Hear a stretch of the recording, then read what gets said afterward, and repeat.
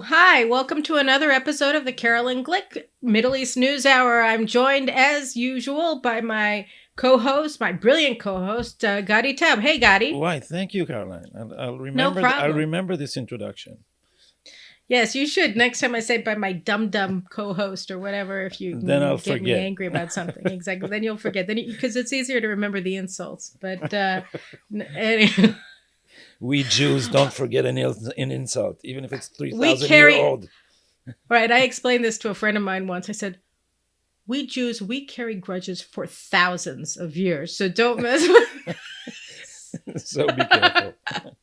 You be careful, exactly. Don't mess with the Jews. We'll remember. But anyway, so we have a lot to talk about today. I think today we're mainly wanting to talk about what's going on here, which is very, very eerily similar and probably not surprisingly similar to what's happening in the United States in terms of we have a new government that was formed on the basis of Never Bibi, of mass hatred of Netanyahu, of the left, and then joined by some malcontents on the right. They're very similar, of course, to the Never Trump Republicans, the right-wing malcontents here, and the radical left in the United States. We're going to talk about that. But, one of the things that's so amazing is, or horrible, however you want to look at it, most striking about what's happening in the United States, what has been happening since Biden came into office, and now what's happening here since this new government came into office is how they're moving rapidly to erase all of the achievements of Trump on the one hand and Netanyahu on the other hand in office. And, yesterday, former Prime Minister Netanyahu gave a statement about what's happening with Iran. And I thought it would be a good idea for us to put on his remarks and then talk about what he just said. So without any further ado, what do you say? Let's listen to what Netanyahu said yesterday in English. Last Thursday, Israel's alternate Prime Minister, Yair Lapid, made an astounding commitment to U.S. Secretary of State Anthony Blinken. Lapid promised Blinken that Israel would not surprise the United States on matters relating to Iran's nuclear program. That's the program designed to produce nuclear weapons to annihilate the state of Israel. If Prime Minister Begin had followed such a commitment, we would not have destroyed Saddam Hussein's nuclear reactor. I myself had been asked by the United States many times to give such a commitment. Now, mind you, there is no greater ally and no greater friend that Israel has like the United States. But when it comes to matters of our security, our very survival, I always reserve the right to act on our own without informing our American friends. There were times that I did tell them of impending actions. There were many other times that I didn't. And yet it took the Lapid-Bennett government 3 days to undermine this important and critical tenet in our national security. And that's why this government is so dangerous to our future. That's also why we'll bring them down a lot faster than you think. Okay, Gadi. So, what do you make of what he said? He said that this is that the government has just laid down and has decided to let the Americans run over Israel like a dead dog on their way to making a deal with Iran. Yeah. First of all, I'm assuming that he knows what he's talking about in terms of what Lapid did. There have also been denials, we have to say, that such remarks were made. But the idea that Israel would not surprise America, which basically means that it would seek American approval for everything it does, is like admitting that Israel is a vassal state, not an ally. And the disproportion in power is, of course, very great. These are not co-equal allies. We're not a superpower, but we are still an ally and not a protectorate. And as Netanyahu always made clear, we will protect our own interest, and we do have maneuvering room. So it's not that Israel should. This is not. A hierarchical structure in which Israel has to obey, and there is a limit when America turns against Israel's vital existential interest, which is to restrain the Iranian military nuclear project, which the Biden administration is protecting and promoting. And it goes so far, in my own opinion, that we can reach a situation that can actually endanger the alliance, and we can reach a situation in which this is what we should do, because we would not we should not at any cost take lying down the idea that a new Nazi regime would be able to annihilate the largest Jewish community in the world again. You know, I think it's really notable, first of all, that in their denials, the Lapid-Bennett government said that Netanyahu was deliberately harming Israel's relations with the United States. And this is the same claim that was made against him in 2015 when he came out openly, actually beginning in 2014 when he began attacking Obama's nuclear diplomacy with Iran, because that was when, at the end of 2014, they published the interim agreement. And from the interim agreement, we learned for the first time, without any question, that the Americans, that the Obama administration was enabling Iran to continue enriching uranium. And the minute that became clear, it also became clear that the Obama administration's deal with Iran was not a non-proliferation deal. It was a deal that enabled Iran to become a regional hegemon armed with nuclear weapons, but just that they were kicking the can down the road until Obama would be out of office, and ostensibly until 2030. But even that, Obama acknowledged was a lie. So that yes, Obama himself said at one point in an unguarded statement that by 2028, the breakout time, which means the time that the Iranians would need to actually construct a bomb, would be, his words, almost zero. So this this nuclear deal is just a way to launder the a military nuclear program. What is interesting, there was a statement by one of Yair Lapid's party, Ram Ben Barak, who also heads the Vadat Chutz U'Bitachon. How would you translate that? The Foreign Affairs and Security Committee in the Knesset. It's like an amalgam of the Foreign Affairs Committee and the Armed Services Committee and the Senator in the House. It's both of them together. So if I may quote myself, because it's a famous paraphrasing, I wrote about it that the Biden administration dictates and Yesh Atid are reading, because what he said is that Netanyahu already caused great damage by defying America. Why did he cause great damage? He said, because it took Israel out of the circle of influence of the countries that were involved in the deal with Iran. So now they're pushing that narrative as if because we were defiant. This is a corollary of the narrative that because Trump had sanctions, Iran punished us all and moved to produce nuclear weapons, as if this was in any sense logical. Of course, this was what they were doing from the first minute. And Netanyahu, by the way, exposed this because Israel, in a stunt that is almost the equivalent of juggling in intelligence, actually managed to pull out of Iran the whole archive of their nuclear program and show that this was their business. They are not interested in a civil, peaceful energy program. They're interested in nuclear weapons. Right, but just to go back a second, what I wanted to say was that he started attacking in 2012 and in 2013. Netanyahu was not openly attacking what Obama was doing because he was giving them the benefit of the doubt. He was giving them the benefit of the doubt. In fact, he was bending over backwards, even on the Palestinian issues, in order to try to coddle the United States, coddle Obama into doing something proper with Iran. When he ended that, he came out openly opposed to what the United States was doing when it became clear to him that what the Obama administration was doing posed an existential threat to Israel, that it threatened the very existence, the future of this country. And that was when he started coming out very clearly and forthrightly against it, so that he realized that Israel was actually never in the circle of influence. It never had any influence over the nuclear diplomacy of the Obama administration, that it was a lie, that they had been lying all along, that all of the intelligence that Israel had been sharing, and we saw it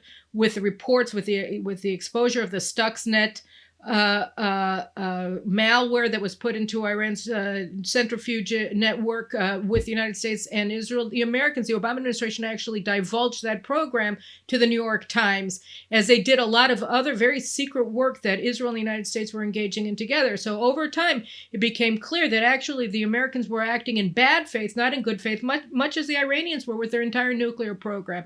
And it was only at that point that Netanyahu said, okay, I have no leverage over the talks through quiet diplomacy. And as a result, I'm going to try to leverage something else. I'm going to come out and be the most outspoken critic of what they're doing. And I'm going to build up Israel's own reputation as a regional power. I'm going to rally the Arabs with the Israelis and the Republicans. And he did that very successfully, which is why he's so hated by Obama. But their claim that Israel lost influence was a lie. Israel only began to be influential in the entire discourse on Iran when it realized that it could no longer trust, should never have trusted Obama with what he was doing. And so even, and this is an example of how you still have leverage even in an unbalanced relationship, because Netanyahu forced Obama to at least enforce some sanctions, few and far between, but at least some sanctions, because he kept alive the threat that Israel would act on its own. Now, Israel, if it would act,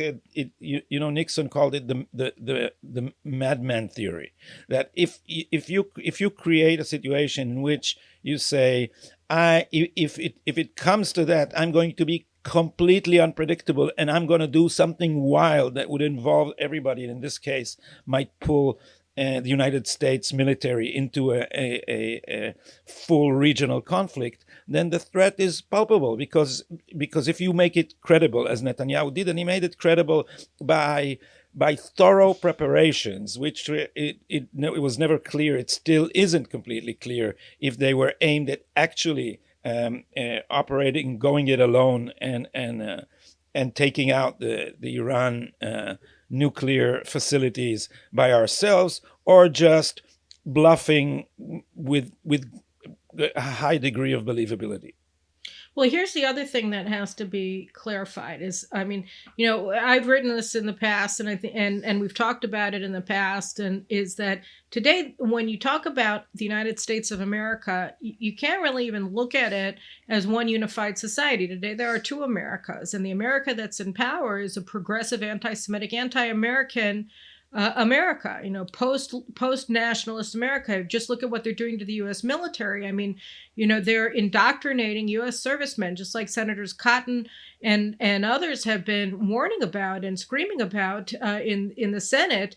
They're indoctrinating U.S. servicemen, including all naval personnel, in critical race theory, and telling them that America is evil, that it was born in sin, that white people are evil, that the greatest national security threat that the United States faces is internal, it's domestic, it's white supremacists. They don't even name names, but you have hundreds of American citizens who have been imprisoned for the past several months since they participated in the demonstrations and later riot on Capitol Hill, in which they're only being charged with trespassing.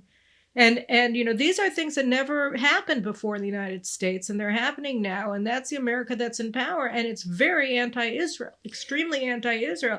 And the thing is that what Netanyahu did, and when he realized what was going on in 2014 with Obama, that when he realized what was happening, when he realized the nature of the Obama administration, what they were doing to the Democrats as well, he recognized that Israel, as a small power, but still a power, had to rally the people in the United States that opposed this, that supported Israel, that supported the United States, that supported world peace, that didn't want to give the world's most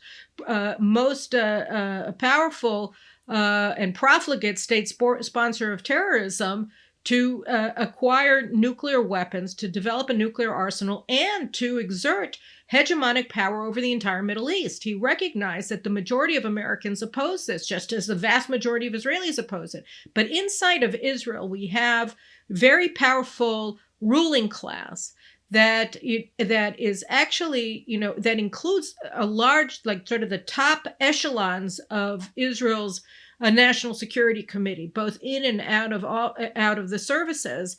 And they are very, very dependent on the American ruling class. And the American ruling class belongs now to the progressives. And so, for them, the issue of sovereignty has never really been the primary question. They were people who supported making Israel dependent on U.S. Air platforms, for instance, by opting for the F-16 instead of building Israel's own Lviv fighter craft, which was ostensibly going to be a more advanced fighter craft than the F-16.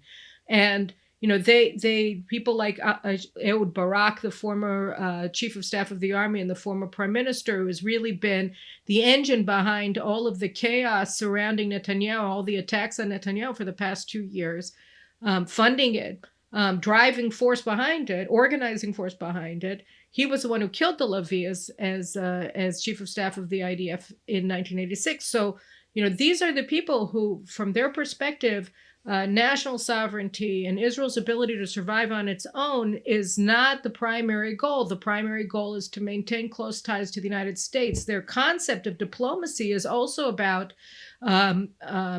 making nice with the American ruling class, because from their perspective, it's not Israel that has to be responsible for guaranteeing our existence. It's our friends in Washington.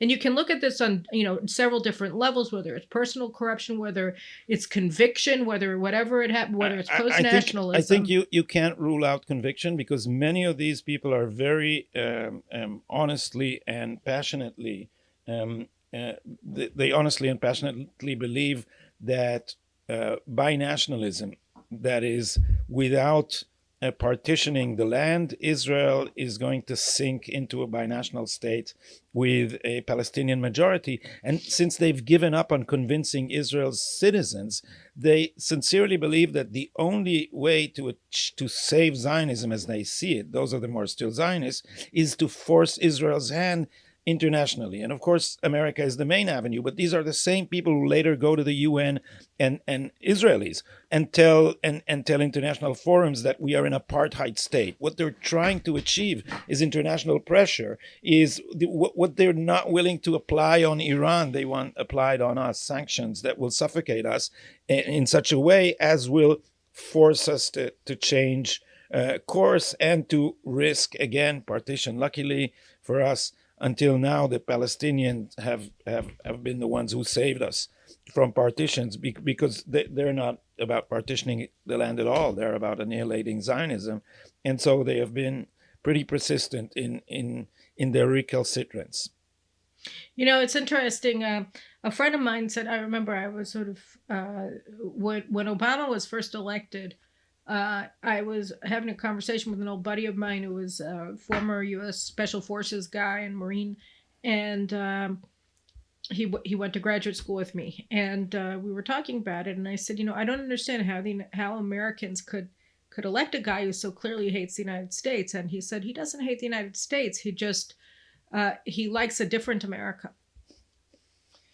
And his idea of what America should be is, it's antithetical to what America has been.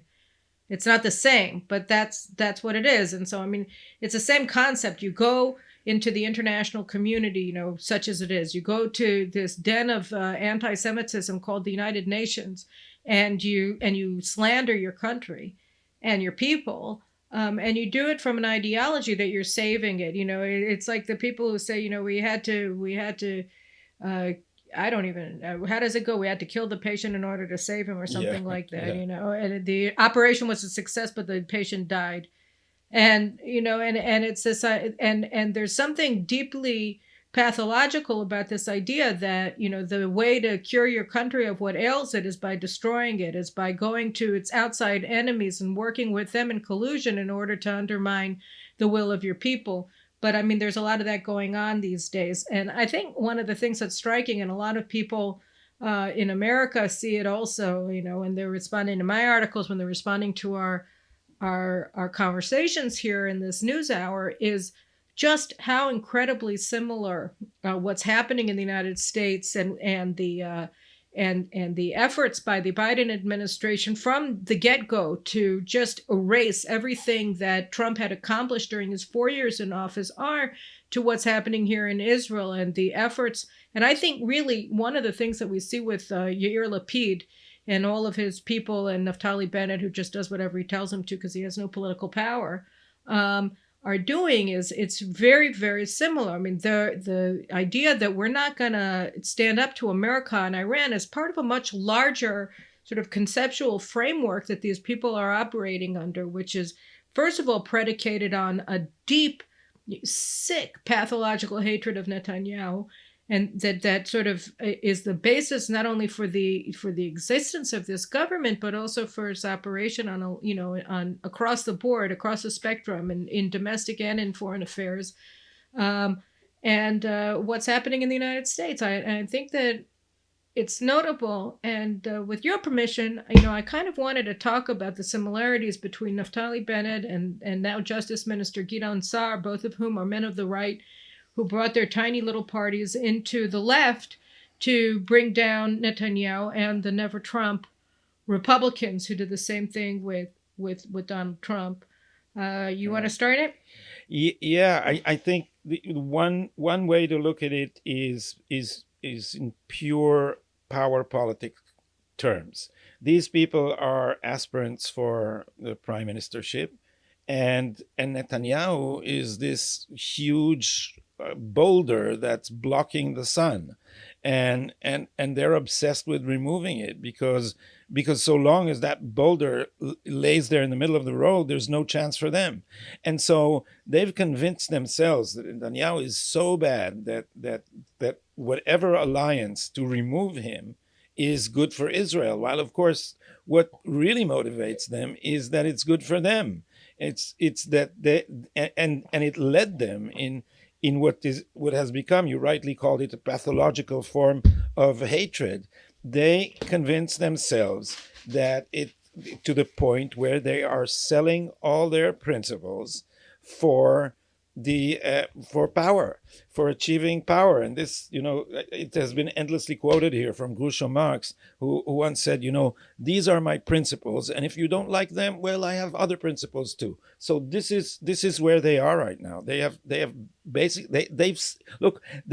built a government which depends on the Ra'am, the United Arab List, which is a chapter of the Muslim Brotherhood, which is outlawed in Muslim countries around us. These are very extreme people, and they now depend on the government. And it's maybe worth noting, I don't know if you want to spend time on this or just note it, that now there is the question of family unification. And here's family unification is a laundered name for permitting a slow, under the radar right of return for Palestinians through basically free marriage with Israeli Arabs. So it's not a way to unite families. It's a way to gain Israeli citizenship for Arabs from the enemy countries and from the Palestinian territories. And now this coalition is stuck with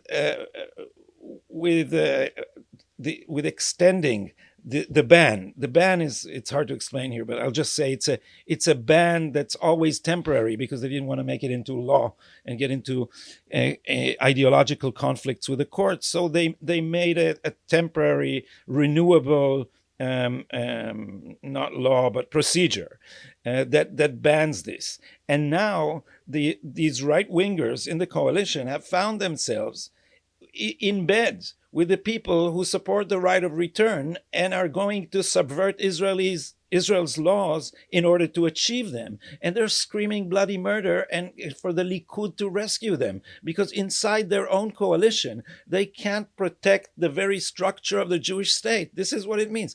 Basically, they can't protect our law of return. They can't protect the national character of the Jewish state, because of course your coalition is dependent on the Muslim Brotherhood. This is how far these people have gone. You're right, and it's really remarkable. I mean, basically what happened, just to back up so it's clear. So this when the Palestinian terror war started in 2000, suddenly they started realizing certain things. So they realized that there were over 150,000 Palestinians who were residents of Judea and Samaria, of the Palestinian Authority, who had received Israeli citizenship and were living inside of Israel, and they were also inciting. The reason why it became known is because they were inciting and participating in terrorist attacks from the Galilee, in particular, at that time in 2001, 2002.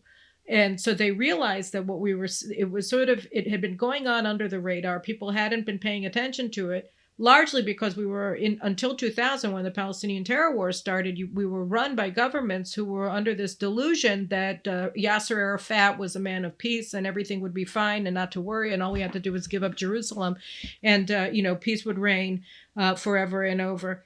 And so they were delusional. They didn't care about anything that was actually happening on the ground. But then when the ground started to explode beneath our feet and take with it thousands of Israelis who were killed and maimed in these terrorist attacks, we suddenly realized what had happened. And so then Interior Minister, his name is Eli Yishai, he put down an order that blocked this automatic citizenship for people who were marrying Israelis. And so that was what stopped it. And he did it under security reasons, like you said, because if he said we were trying to protect Israel as a Jewish state, then the radicals who had taken over the Supreme Court would say, oh, that's racist, Zionism is racism, we can't have that. So each year they renew it as a matter of course, instead of just changing the Israeli citizenship law to block it. And it's coming up for renewal. And like you said, you've already taken it from there. Each year it has, and it's done, annual automatically. But now that we have a government that's controlled by the Muslim Brotherhood, and it's controlled by the Muslim Brotherhood, I wrote about this in Newsweek last week. It's just that to survive, it needs to keep them happy. They only have 4 members. There's the smallest party inside of this coalition. But if they leave, there is no government. And so we also see other things like Tzvika Hauser, who was the one who initially drafted what's called the Basic Law Israel as a Jewish Nation State, which is supposed to protect the Jewish national identity of Israel.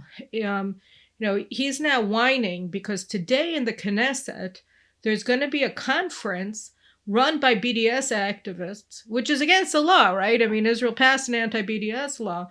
And the person who's going to be speaking there is this guy named Omar Shakir, who was banned from entering Israel because he supports BDS. He was a Human Rights Watch delegation head here. And, Human Rights Watch is an anti-Semitic organization that has dedicated itself to demonizing the very existence of Israel. They call Israel an apartheid state.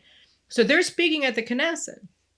Now, why? Because the radical left and the Islamists are in charge of the government. They have complete control over the government. So now Tzvika Hauser is whining about it, but he was the one who did it.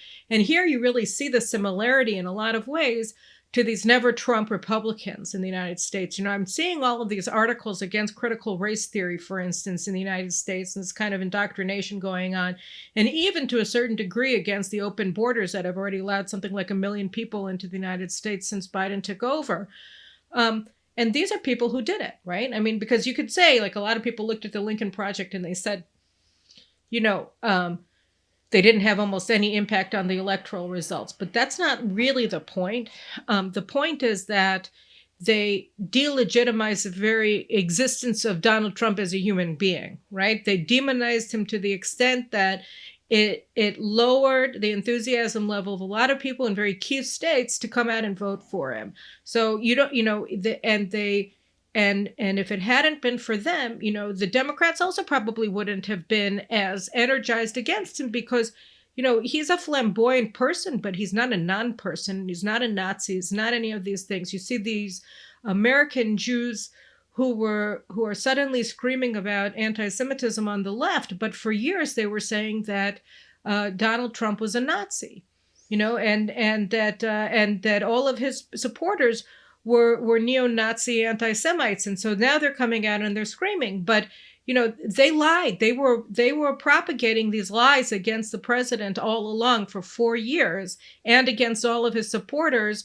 And now that, everything that Trump and his supporters were warning against, the anti-Semitism of Ilhan Omar and Rashida Tlaib and all the members of the commissariat that are now, these Marxist Islamists who are now in Congress and dominating the Democrat Party, he was warning about them and they were calling him a racist, right? And now they're suddenly discovering that everything that he said was correct, but they were so blinded by their pathological and very elitist hatred of Donald Trump and all of his supporters, all of the unwashed masses, that they hated so much that they didn't want to have in their country clubs.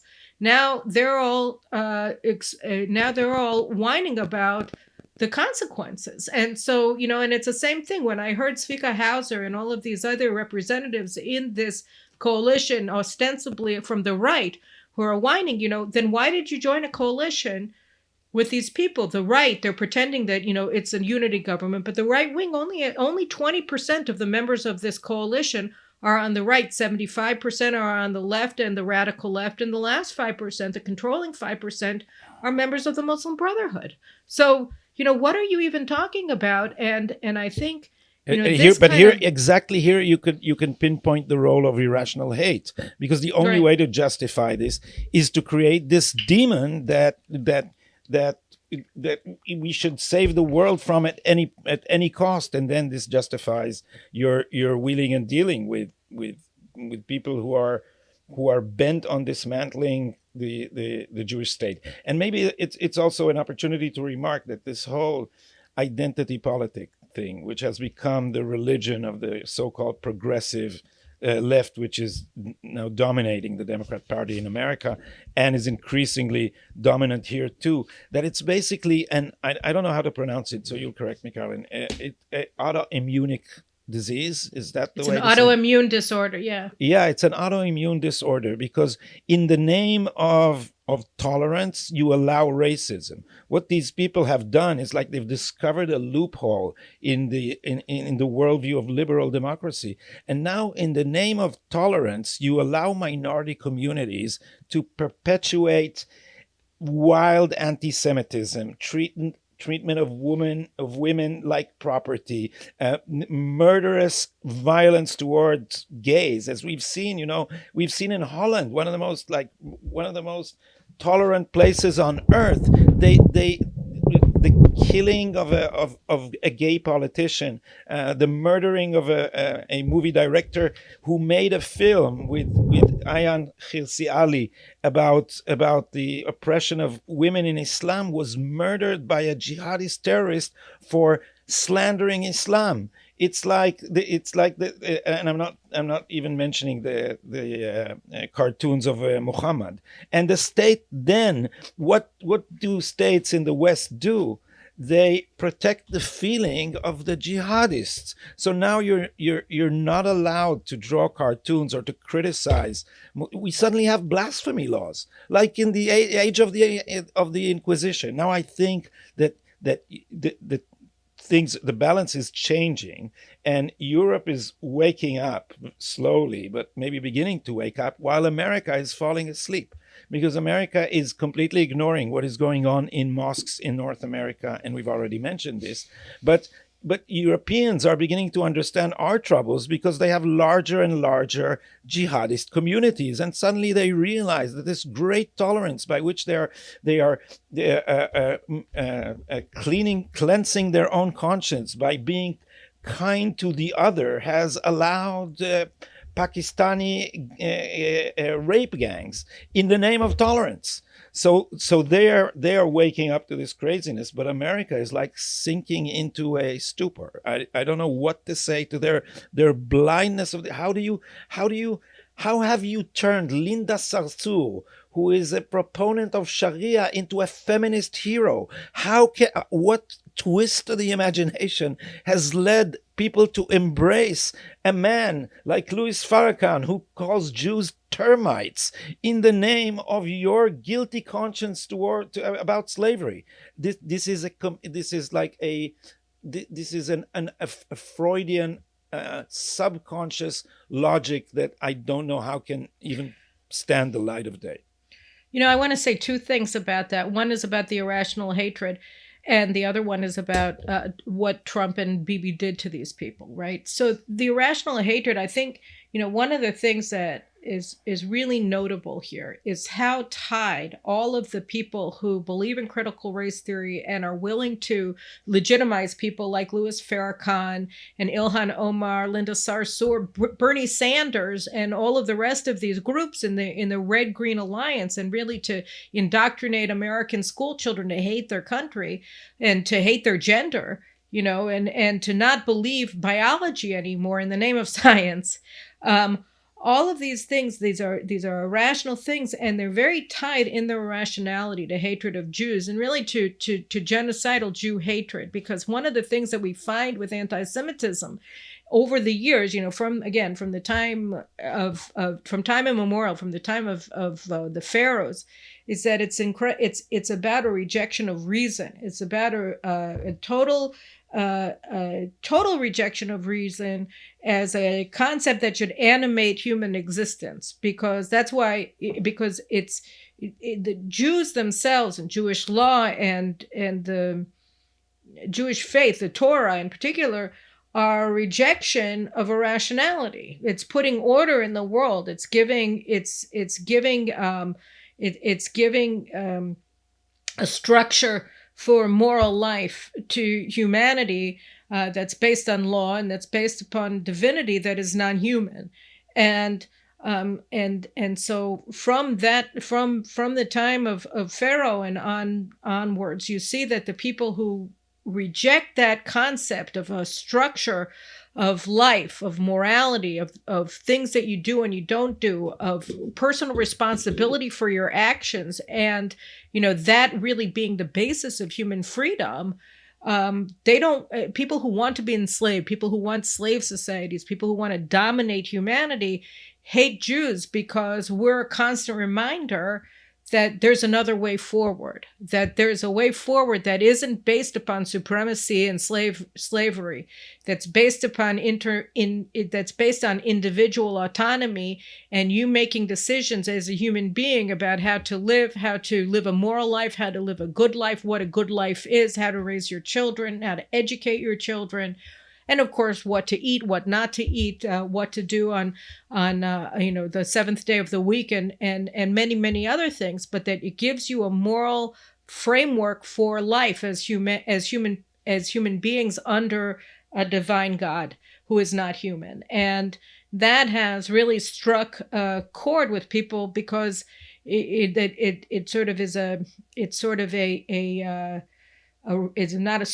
is inherently a rejection of the chaos and of the irrationality of slave societies and of imperialist societies. And here you see, why there's a direct connection between them. And you also see, I believe, the philosophical roots, the emotional roots of hatred of Netanyahu on the one hand and of Trump on the other hand, that in both cases are irrational. You look at people who say that Trump is flamboyant, Trump is this, Trump is that. He had nothing on Bill Clinton, right? I mean, nothing, right? And there have been plenty of presidents across American history who have been more outspoken, maybe not more loudmouthed, I don't know, but iconoclasts as well. And but particularly, I just go back to Bill Clinton all the time. And that very, very, very much objectionable for people who like straight-laced kinds of guys. He had a very long and well-known history of womanizing, of chasing skirts, of whatever you want to call it. And this didn't bother people. And even in office, of course, you had the feminists who were supporting him while he was having sexual relations with that woman, in the Oval Office, right? He did not have sexual relations with that woman. Except you have to redefine what that means. So it depends on how you define sexual relations. Trump never did anything that came close to that. And I think, the reason why they hated them so much, and this goes back to, what I was saying before, is because they proved the point, right? Both of them, Trump in his 4 years and Netanyahu in his 12 years, were wildly successful. Their model, which rejects the idea in the Israeli side of everything has to be everything has to be dictated from Washington, that we are a vassal state of the United States, and our foreign policy essentially is just a projection of what America wants. It's just, we're just like we're not an independent actor. We don't have to run our diplomacy is whatever is good for, the Democrats from time to time. And we don't have outreach or independent initiatives either towards the Arabs or towards Latin Americans and the Africans. And it doesn't matter where, because Israel doesn't stand on its own. And Netanyahu showed that we do. And Netanyahu proved that you can do many, many things. And by empowering Israel and by standing on your own, you become more powerful. That the more you're able to stand on your own, the more powerful you become, not in real life, economically, militarily, that success breeds success, independence breeds more independence. And he showed this. And Trump, on his part, showed that globalism has an alternative. It's called nationalism, it's called patriotism, whatever you want to call it. And everybody was screaming about nationalism because he sounded like Father Coughlin, but you looked at his policies and you saw they were the exact opposite of Father Coughlin. So in order who was, the white supremacist preacher, who was, the most powerful media star in the United States in the 1930s, and he was pro-Nazi, and he was genocidally anti-Semitic. So people say, well, he sounds like him, America first. But he didn't sound like him, because if you looked at what he was actually doing, he sounded like a patriot. He sounded like George Washington, who warned Americans against foreign dependencies in his final speech, in his farewell address. And if you brought religion and philosophy into the discussion, I think that partly all this rests on a vulgarization of Christianity. These people think that the West is already so secure that now it can only deal with its guilty conscience about its own power. And so it has to get rid of power, because the last shall be first and the first shall be last. So if I call it a vulgarization, because this is not originally, this is not the core Christian belief, but the postmodern version of it, where power of any sort is evil. And so what you have to do is get rid of power. And now what Trump and Netanyahu have shown, that appeasement just breeds more war. And that power is what you do, is what you try to get when you are responsible and peace-seeking. And now this vulgarization of Christianity identifies power with war instead of identifying appeasement with war. And both Trump and Netanyahu demonstrated that the lessons of the endlessly referred to lessons of the 1930s, that appeasement towards bullies only makes bullies more violent. And we can just get back there to Iran, right? I mean, Iran is the neighborhood bully, right? And they're much worse than that, obviously. Any neighborhood bully with that kind of power wouldn't be a bully. It would be the head of the mafia. But they're so contemptuous of this appeasement, of this weakness that the Americans that the Biden administration is demonstrating, that they don't care anymore. They just elected in sham elections the butcher of Tehran, the most prolific murderer of this regime, Raisi, to be their next president. So, in 2014, when they brought in Rouhani, they pretended that he was a moderate after Ahmadinejad, who was a hardliner, right? And so to enable Obama to do this fake nuclear diplomacy that really wasn't about, again, non-proliferation, it was about giving Iran the bomb and regional hegemony, because that's what he wanted, because he doesn't want America to be powerful, because he has the fake Marxist Christian belief that the United States, that U.S. power, because it's powerful, is inherently evil, and therefore it has to stop being powerful. And he ran around the country, around the world on an apology tour, against his own country. And so, he got Rouhani, and Rouhani wasn't a moderate. And the funny thing was, people like us who were warning against the nuclear diplomacy from the outset were showing these interviews that Rouhani had given, saying that he was, the whole thing with the nuclear moderation was a lie, and that they had no intention of ever preventing their own progress in order for this, that, or the other, that it was all instrumental, was all a means to the end. And they didn't want to hear. I mean, he had said it himself. He said, we lied to the Americans in the negotiations. We did this, we did that. And they kept saying that he was a moderate, even as, thousands of Iranian demonstrators for freedom were being shot and killed by security forces or tortured to death in prisons in throughout Iran. And but the Americans had this concept that Rouhani was a moderate. They believed it. They ran with it. And now the Iranians are saying, we don't care about you anymore. We're not scared of you. We hold you in contempt. We're bringing in the butcher from Tehran to be the president. And now you deal with that. But Saudi Arabia is bad because they killed Khashoggi. Right, Khashoggi, who was best friends with Osama bin Laden. They're bad for killing a guy who was an Al Qaeda supporter and a foreign agent of influence against the Saudi royal family and against the United States. How manipulatively they're using human rights, and the fact that Obama completely betrayed the masses of Iran in 2011 when they tried to rebel against 2009. Yeah. 2009 it was, when they attempted to rebel against this murderous regime. But what is even more striking is if you follow news on Telegram and on Twitter, if you bypass all the regular mainstream channels, then you see how brazen the Iranians are in spitting on Biden's head, knowing full well he would say it's rain. They're using drones against American forces in Iraq, and America is just making excuses. Or when worse comes to worse, some Rob Malley says some faint condemnation of violence. It's just completely ridiculous, because their whole woke philosophy is that the bully's bad behavior is always somehow our fault. We haven't been forthcoming enough. We have offended their sensibilities, and this is why I like the phrase the soft bigotry of low expectations. They're not treating Iranians or Arabs or Muslims in general as actual full autonomous human agents. They're always they're infantilizing them in order to justify any wild behavior as an excuse for just more appeasement.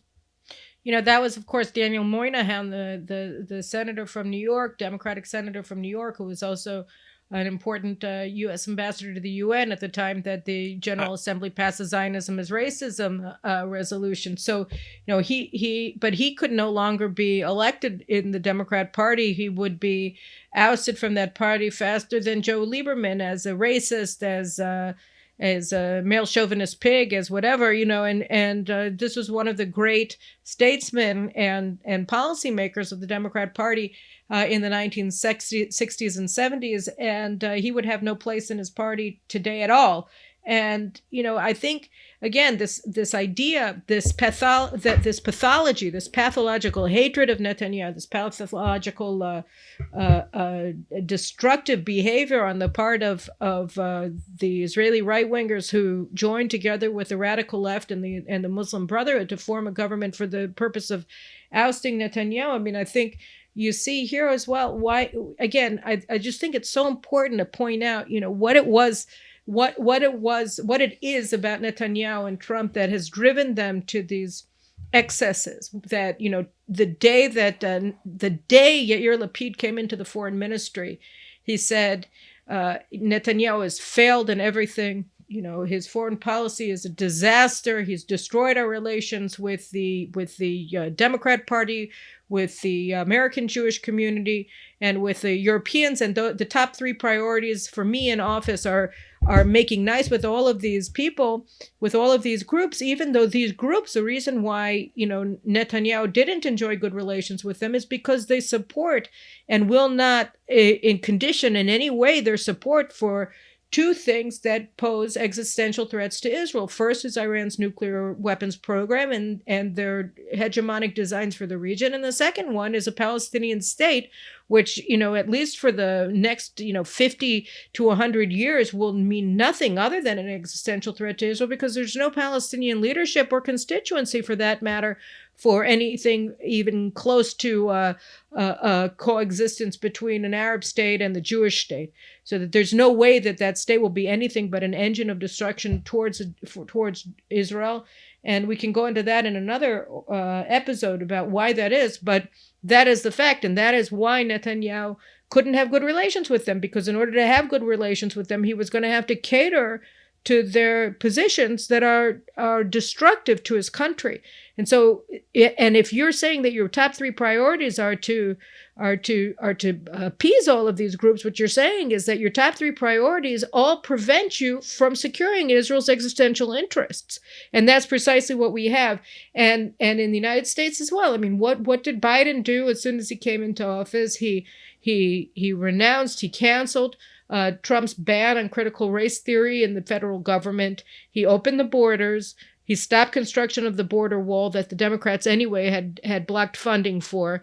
He started introducing critical race theory training, indoctrination inside of the U.S. Armed Forces and in federal agencies, and said that white supremacists, such as they are the largest threat to U.S. national security, and went out hunting Trump supporters and bringing them to jail. So this is amazing, because I saw this statistic just as a footnote to what you're saying, and one of Bill O'Reilly's, I think, podcasts.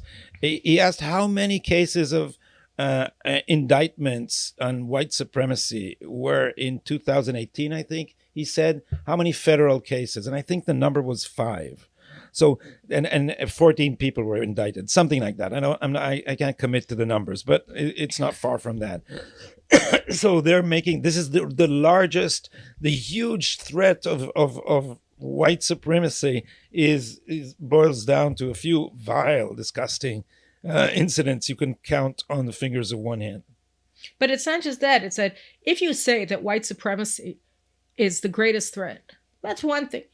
Let's debate it. Let's see whether that's true. The problem is that what by saying that, they're discounting all the real threats, right?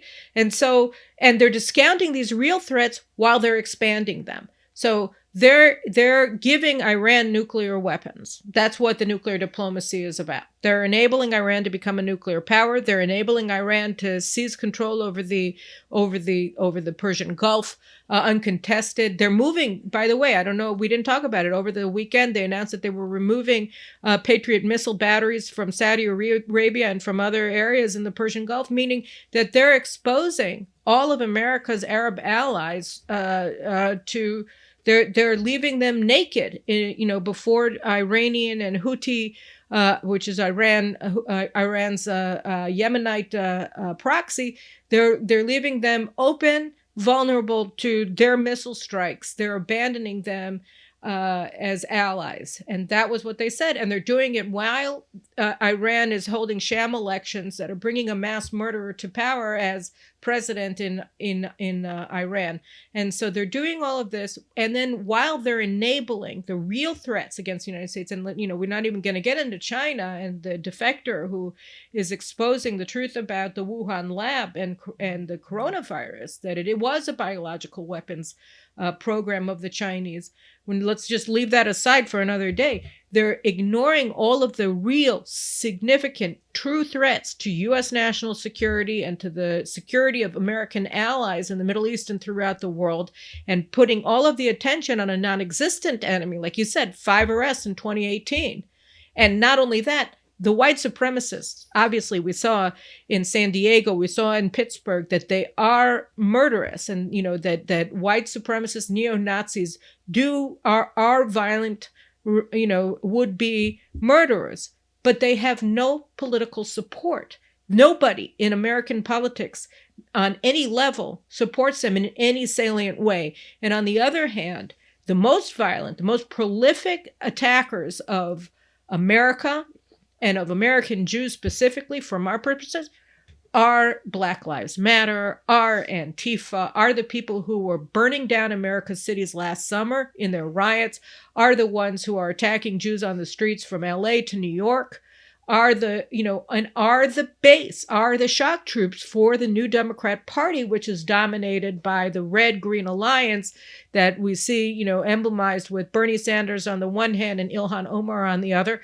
And in Israel, we have this government that looks to them for their marching orders, and all in this attempt to squash proof, to squash the record of the accomplishments of the Trump administration on the one hand and the Netanyahu years in power on the other, which were all an affront to their basic concept of how things must be done. Netanyahu and Trump showed, the Israeli left for years and years and years. So there's no alternative to appeasing the PLO. There's no alternative to what we're doing, to being weak nationally and being dependent on the American ruling class for everything. And both Netanyahu and Trump, of course, they were saying America's future is dependent on China, on the global economy. Manufacturing is dead. What Obama said, those jobs just aren't coming back, and that's just the way it is. Let's close down some more coal mines. Folks, let's close down some more manufacturing lines in Ohio. And Trump showed that that's not true. He showed that what they were saying, that there is an alternative. There are alternative America first, American-made manufacturings. You can bring that back. We should bring that back to America. And Netanyahu showed Israel is an independent country, and that independence has intrinsic meaning. And we're also powerful enough to stand on our own so that we can stand up to America, not in danger like Yair Lapid and Naftali Bennett are alleging our relations with the United States, but actually strengthening them by showing the Americans we're a credible ally. We want to support you, but if you're going to be empowering people who want to annihilate us and giving them nuclear weapons, giving them legitimacy for a nuclear program, then we're going to stand up to everybody, because that's what we do. That's why you like us. That's why we're a powerful ally. That's why we're your most stable and steady ally in the Middle East and will remain so. So they have to blot out those records of accomplishment of both of these men, which was what they're trying so hard to do with the Abraham Accords, and not calling them by their name and undermining them, and supporting Iran and pushing the Palestinians against Israel. Yeah, and here the new government doesn't even understand they're being led by their nose, because they're so immersed in this whole network of think tanks and conferences and ties with the establishment of the Democrat Party in America, that they're just being mouthpieces for the Biden administration, even in policies that are strictly against Israel's interests. They just blurt out whatever they're told to. It's like, it's so unsophisticated, and it takes, it's a complicated thing to maneuver inside an alliance where you directly defy the strong partner. But we do have cards on this deck, and it took a Netanyahu, by which I mean a statesman. These people are just like tiny politicians. They're good at outmaneuvering each other in parliamentary tricks. They have no strategic view of the world. They have no vision for Israel's future, and they have no understanding of geopolitics. They're just and so they just think, oh, America's the adult. They'll tell us what to do, and we'll do the responsible thing. You're right. And, we live in perilous times. But again, Trump and Netanyahu showed them that they're wrong. They showed the publics that they're wrong. And I think really the responsibility as we wind up this episode of our show is to really underline the message that, we've seen the truth, right? We saw it with Trump. We saw it with Netanyahu, that there is a different way. And I think that the success or failure of the people who are driven by pathological hatred on the one hand, and by a desire, a will to power that's postmodern and not based on principle, I think the key to bringing them down and restoring our sovereignty here and in the United States is to hold fast to the lessons that we learned over the past several years from Trump and from Netanyahu, that there is an alternative path, and to defy the truth that they're trying to, the fake truth, the narrative of truth that they're trying to tell us, that everything was terrible until a week ago and now everything is better, and that we have no other path forward. We do have another path forward, and we have to demand that we go back to it, I think. And of course, you have to, and to know what to do, obviously, you have to continue to watch. Exactly. Yeah, you have to tune in, you have to subscribe, you have to share, you have to get out the message. You've got to get out the message. And, what better way to do that than give your friends as a gift a subscription to our Rumble channel, to our YouTube channel, to our podcasts on every possible platform. They're all on my website, CarolynGlick.com. And because tell us what we are think. Going to keep saying what others are not willing to say. And we're going to give you context for it as well. We're not just going to say it in talking points. We're going to develop the ideas along with you. So give us your thoughts. By the way, today's subject of comparing Netanyahu and Trump is from your suggestions. So more suggestions you give us, the more we'll talk about the things that you want to hear about. And we'll see you next week. Thank you so much. Thank you, Caroline. See you. Thank you. Brilliant, Gadi. Brilliant. See you next week. Bye. Bye-bye.